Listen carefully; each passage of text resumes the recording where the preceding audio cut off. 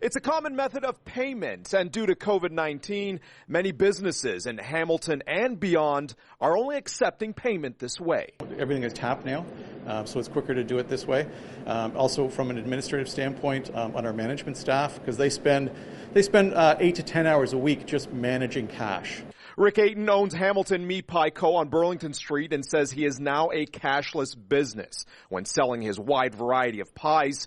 Since the beginning of the pandemic, he sought out the safest way to accept money using Square, a mobile payment service and software, and he is seeing the benefits. Banks are now charging you to deposit cash as a business, and the list goes on. And what ends up happening is that the cash is actually more expensive for us to manage than a Visa, MasterCard, debit card, which used to be the other way around. It's been like a real game changer. The Vintage Soul Geek on King Street sells clothing and accessories from the 20th century, and owner Nick Balajic says nearly 100% of his sales are digital through this card reader and iPad. Even during the pandemic times, we've been, steadily growing a bit, and I think that could be attributed to going cashless because a lot of people are paying with e-transfer now if they're not in the vicinity. There's so many different options.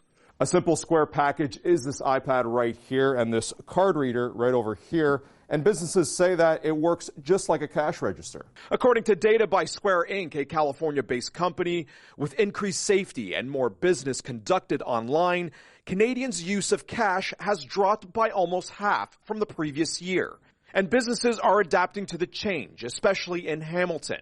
Square says 42% of Hamilton businesses are cashless, the highest in the country. And to that point, Hamilton's proximity to Toronto and trend of people leaving Toronto for Hamilton, especially in the past year, could also be playing a part with businesses responding to these new and mostly remote workers. Typically, businesses, maybe 20% of their payments are in cash. The other 80% in some sort of digital method. Marvin Ryder with McMaster's DeGroote School of Business believes a cashless society is inevitable in the near future and says the Bank of Canada has been looking at a digital currency.